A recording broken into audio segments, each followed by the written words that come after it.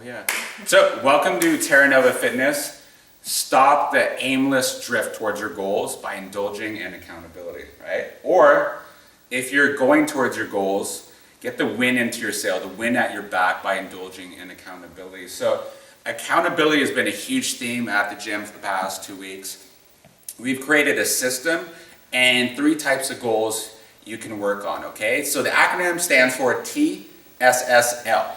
And then the goals will be PBL. It's going to be on your screen in the article as well, okay? So T stands for it's got to be a two-way street. There has to be mutual investment. Stephen Covey calls this a win-win, right?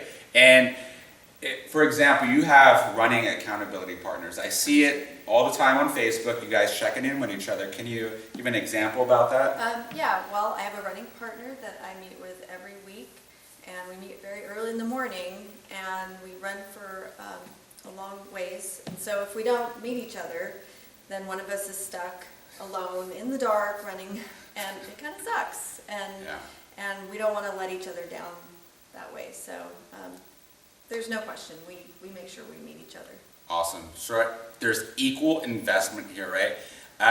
You have to have that good intuition to know sometimes people close to you may or may not be a good accountability partner. So the way we encourage you to do this is go up to somebody that you have a good intuition with and say, look, I'm working on this. Can you keep me accountable? And by the way, I know you mentioned you want to get in shape or work on this. How can I keep you accountable? Okay, mutual two-way street involvement. And then the S stands for serious. You must take this serious, okay? If you take this casually, your accountability will become a casualty, okay? So take it very serious. Say like, no more messing around. I know we've talked about it in the past. Let's take it serious. The other S stands for schedule it, okay? Major sticking point is people talk about it, and when the motivation is high, they feel jazzed up, and the stars are in perfect alignment, but then they don't schedule the check-ins, they don't schedule the deadline, and their goals, their accountability dies on their lips, okay? You have to schedule check-ins, right? At the gym, we have a system that we have to schedule and talk to each client at least once a week about their goals, what they're working on, how we can help, what progress they're making, what challenges they're having, okay? And collectively, we've seen the results go up, okay? So it could be daily, weekly, bi-weekly, monthly. They have to schedule, you have to schedule the check-in, and then schedule the deadline, right? This is like I'm going to Europe again, big surprise, right? Surprise. I scheduled my check-in. I scheduled the deadline when I'm coming back to the States, okay? So schedule 2 things, check-in and the deadline. And then now L stands for leverage. I'm obsessed with leverage, okay?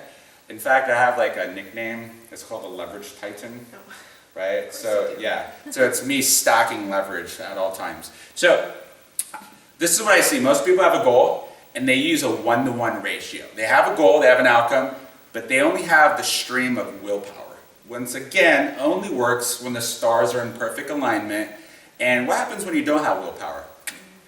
Now you have no streams, right? So we want to have multiple streams of leverage, okay? There's several things you can use. Is you can give somebody, say, $200, and then each time you demonstrate a right action, you get $20 back, right? I know you mentioned some leverage with your running, right? Do you want to talk about that? So as Chris mentioned, I'm running a marathon in a few weeks, and I've decided Your first one, right? My first Okay. one. And I also decided to combine that with raising money to a charity that I'm very, I find very important. And so I've asked people to donate money toward it and to help give me some leverage in running my marathon. I've told people if I don't follow through with the marathon, if I just flake on it altogether, I will double the amount of money that's been donated to that charity, and I'm already up to close to $700. So if I just don't run that marathon at all, barring illness or injury, I'm out about $1,400, which, I love the charity, but yeah. but that's how much it means to me. So Hell yeah. right? So I actually see three forms of leverage there, right? So the cause is very emotional and important to Amy. It's close to home. That's massive leverage, one layer. Then she just publicly announced on Facebook, YouTube. That's a second layer. Now she has to live up to this identity, and all her friends, which I encourage you to do, ask her about this. Oh, yeah. Okay? Now there's social pressure to live up to this identity. And now the third layer of leverage being stacked is out $1,400, right? My goal is to get $1,000 donated, so then.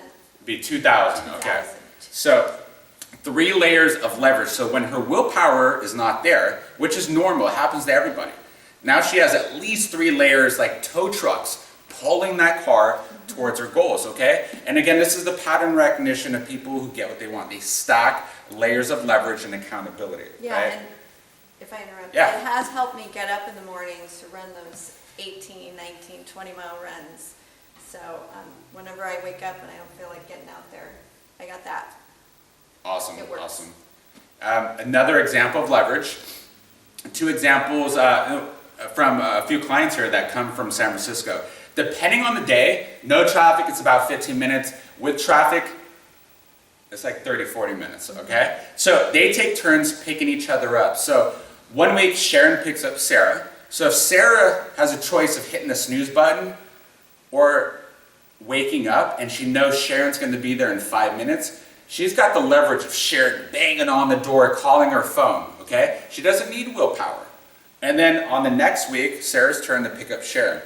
If Sarah doesn't get out of bed, nobody's working out, okay? And so again, massive leverage. You have to live up and pull your own weight, okay? So ask yourself, how many layers of leverage or accountability can you stack? And then that's where the game changes. And you have exponential growth towards your goals. You get progress way quicker, okay? And then PBL are the 3 types of goals. P stands for performance, okay? That can be X amount of miles. That's what Amy has. She has a lot of performance goals lately. It can be lose X amount of weight in X amount of days. Or it can be do X amount of reps for a certain exercise or fit into a size dress, okay? And then B stands for a behavior goal, right? So that's a mindset goal. That's, say, working on your growth mindset, focusing on solutions versus problems. I've done, this is in the past, I got this from Anthony Robbins, is a 10, then I went to 30, and then went to 60 days, no complaining. I'm not allowed to complain. And to this day, I would say I very rarely ever complain. So that's a behavior goal example. And you know what's cool? When you work on behavior goals, you get the performance goal by proxy, okay? And then the other thing is a learning goal. A learning goal can be what foods upset my stomach, what foods bring my cholesterol up or down, and then, what's the best food for a pre-workout or post-workout? How to do a healthy breakfast. So that's a learning goal, and again, by proxy, you'll get the performance goal, okay? So check out the link, the article. There's a nice little workbook for you to do. It takes about 1 minute to fill out, and get those goals. Accountability, stack that leverage. Low 5, bang.